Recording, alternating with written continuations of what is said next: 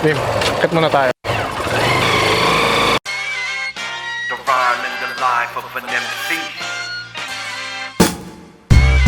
This is the rhyme and the life of an MC. This is the rhyme and the life of an MC. The rhyme and the life of an MC. Rhyme life. Rhyme life. Rhyme life.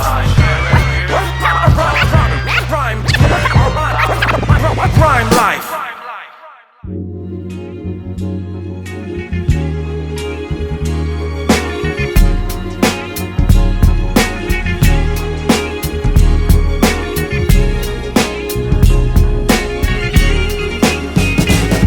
Palakad-lakad, ngunit walang gustong marating. Yan ang una niyang tatak. Bilang batang kamaring, inuumaga sa kanto, poste'y pinagsisilbihan. Kundi sinuwerte ang magulang, tiyan niya ay walang laman. Nasa ibang bansa si tatay, tsak daw ay busog. Sa sobrang pagmamahal, pag umuwi laging bugbog. Imbis sumuka ng dugo, di nahakay kataga. Sa mikropono nagkatotoo, bansag na walang ya. Subalit di madali, kinailangang mamasada. At dun niya natuklasan, di lang sa pera may sagana. Aanhin ng pantustos sa ospitalistasyon. Kung ang nagbayad dahilan, ba't nakaratay ka ngayon? Kaya't ang sabi ko bata, maghanap ng destinasyon. Magkayag ng deklarasyon bago mapunta sa kahon. Sasapit ang panahon, sila'y saludo sa iyo. Ang batang tinukoy ko'y walang iba, kundi ako.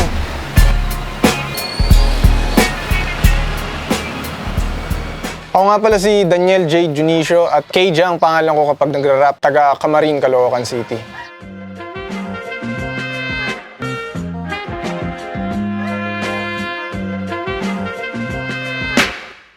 Buhay ko dito sa Camarin, lalo na nung bata pa ako, masasabi ko na maayos naman.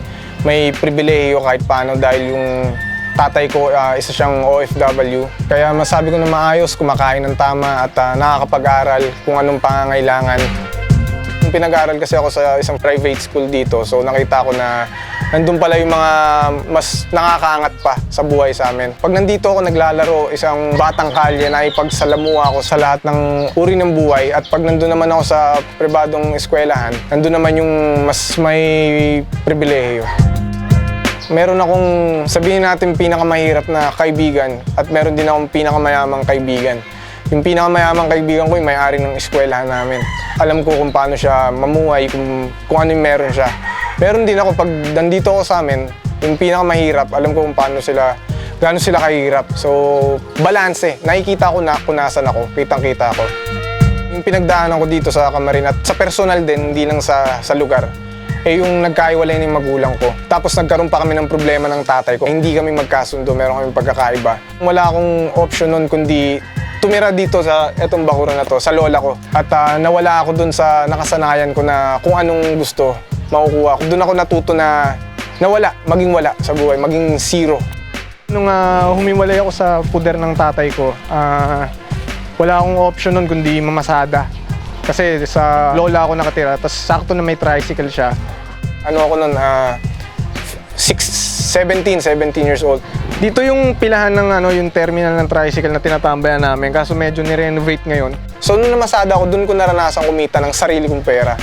Kumikita ako ng 300, 200, 400. Napakalaking karanasan siya kasi hindi ko alam na aabutin ko yung ganun. Pati mga kapitbahay na pag nakikita ko namamasada, uy, ba't ka namamasada? Ang yaman nyo sakin ko yun. Siyempre lahat ng ganun. So kinain ko yun. Tapos, siyempre, para sa akin, hindi nyo alam kung ano yung nangyari, di ba? Alam nyo lang, mapera yung tatay ko, may trabaho kami, pero hindi mo alam yung nangyayari sa loob ng bahay namin.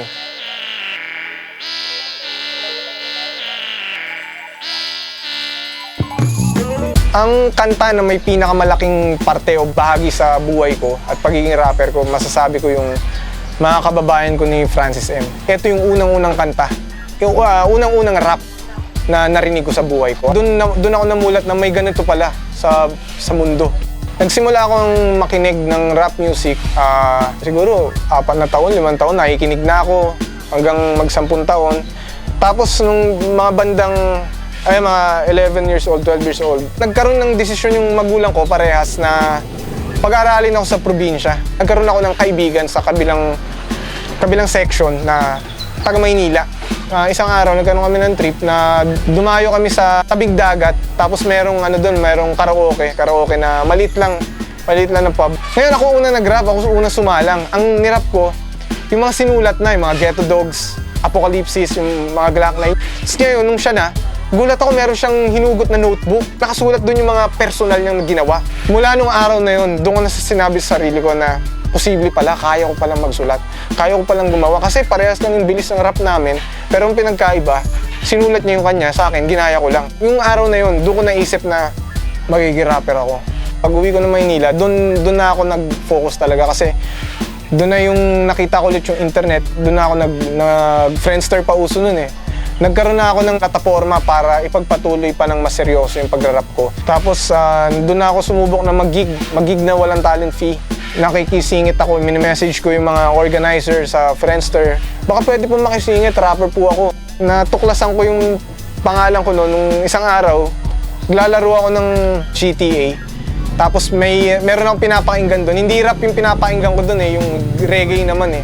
Tapos ang ang radio station niya, Keja Radio Station. Tapos nakita ko sa mismong TV na, Keja, parang ang ganda pakinggan ah. So, eto na lang. Yung rap music yung naging plataforma ko para ikwento kung ano yung mga natutunan ko at na pinagdaanan. At ang plano ko, ipagpatuloy yung pagmamahal na yun, di ba? At paano ko mapapagpatuloy yun? Kailangan kong tuloy-tuloy na gumawa ng nakakamanghang kanta, pinag-isipan na kanta, mga kantang may pamantayan. Hanggang kailan ako sa rap? Habang buhay. Noon, nung nagsisimula ako, gusto ko lang gumawa ng kanta. Gusto ko lang marinig yung boses ko sa kanta. Ngayon pa na kahit paano kumikita. Di ba? Kumikita ako. Nabibili ko yung gusto ko dahil nag-rap lang ako at di ko inaasahan yun nung nagsisimula ako. Maraming dahilan para hindi ako tumigil at kagandahan dito kahit na anong edad mo pwede mong gawin Kaya siguro kahit hanggang abang buhay ako at sa totoo nga lang kahit na mawala na ako nag-rap pa rin ako Hanapin mo lang yung kanta ko na gusto mo. May mapahinggan mo ako mag-rap. Kaya literal na habang buhay ako mag-rap. Ako si Keja at ito ang aking rhyme life.